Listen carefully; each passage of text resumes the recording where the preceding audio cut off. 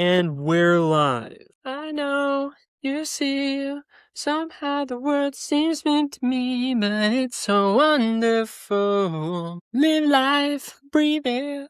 You know somehow we're gonna get there, and it's so wonderful. Most of those words are incorrect, but that was the intro to iCarly.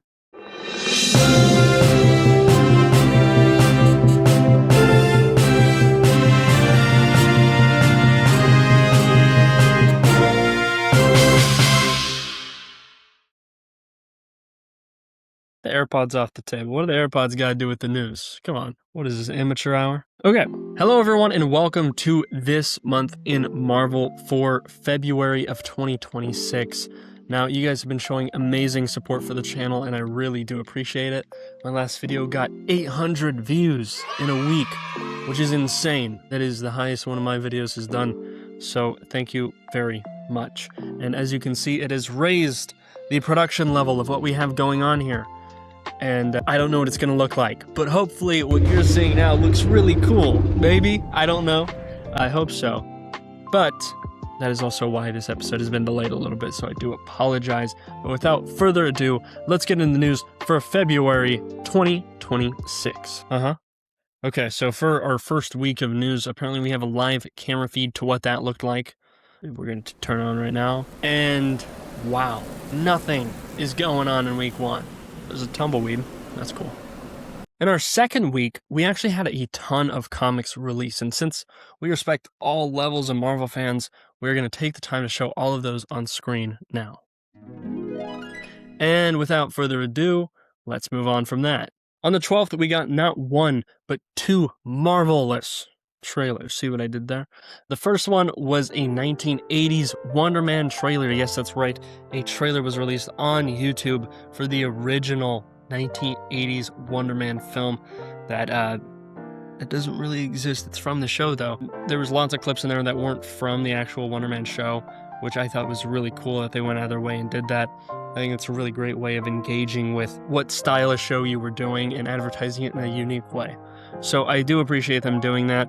And it was my favorite thing to come out of Marvel since Wonder Man. I can't really go back too far because I did really enjoy Wonder Man. The second trailer we got that day was for Spider-Noir. And let me tell you, it was pretty snappy. I'm talking like this.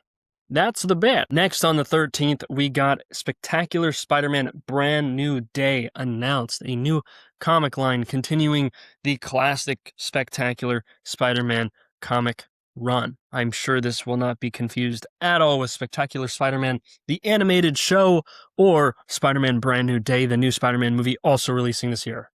No confusion will come of that, I think. Yeah, right?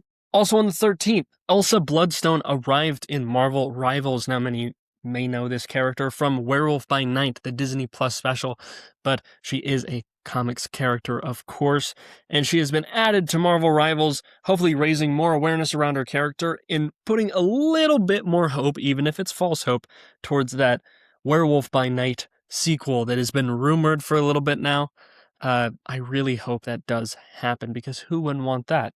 Some other notable things that we got in that Rivals update, we got a panda outfit for the Trash Panda, so that's funny, and we got a duck outfit for Jeff, which is, I don't know, it's almost like a false sense of security. You're like, he's dressed like a duck, it's kind of cute, can't cause any problems, and then he eats your whole team alive. Don't fall for it.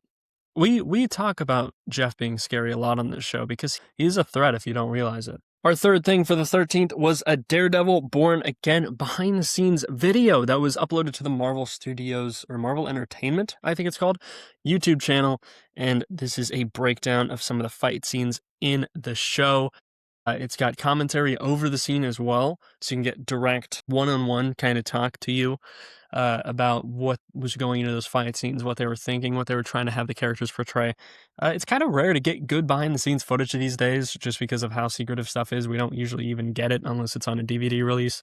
So if you are interested in seeing that, jump into that, and it might make you a little more hype for Daredevil Born Again Season 2 and the announced Daredevil Born Again Season 3.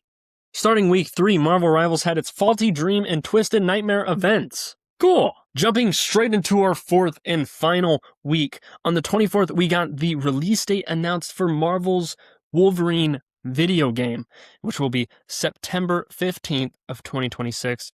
The teaser didn't really show anything else. It was kind of just a little Wolverine thing and then the date. But it got the point across, and I can appreciate keeping it concise. On the 26th, we got an interview. Not us, but us as a collective. We all heard of an interview from Phil Lord and Chris Miller about the next Spider-Verse movies. They talked about a lot of the pressure that has been put on them because of how much people liked the previous movies and how they're trying to take their time with it and get it right. And then, as you have heard, the splitting of the movie into two parts caused them to have to rework a lot of the scenes that would have been in the middle there, so that it makes an actual good start to a movie and a good end to a movie. So it had to be reworked, and animation takes a while. And really, when you think about it, the first Spider-Verse film was 8 years ago. The last one was 4 years ago. So 4 years for each movie production, pretty much. And that's not bad. Like, for animation and having to rework stuff, I don't think that's bad at all, but I do understand people's eagerness to see the next installment. On the 27th, Paramount took the lead in the Warner Brothers Discovery bidding war, beating out Netflix and Netflix backing out of the race. Then you might be going, hey, what does this have to do with Marvel at all? But Warner Brothers is DC related. DC is James Gunn related. James Gunn is Marvel related. So I feel like it's important to discuss here.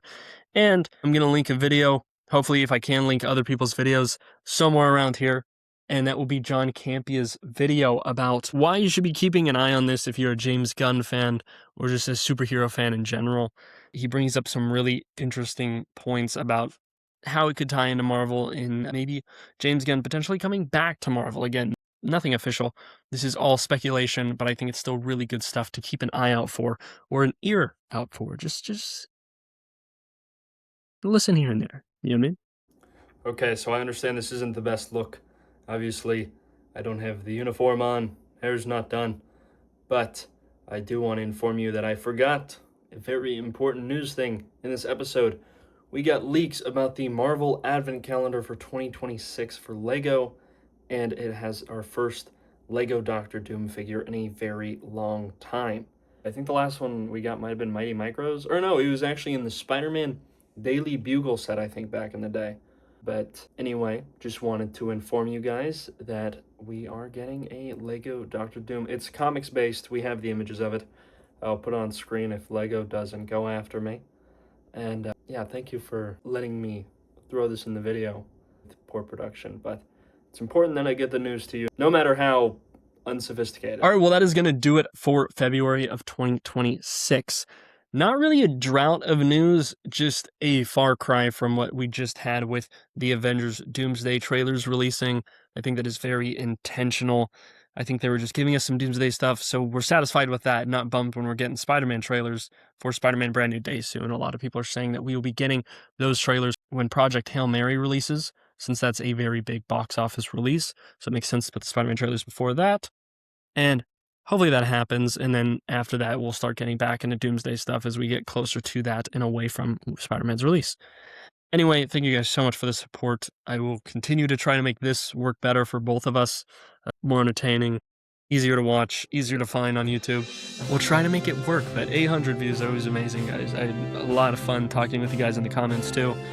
So if you want to help this happen, please subscribe. I will be here next month to talk about the next installment of news, of course. And this has been Effortless Entertainment. I hope you have been entertained.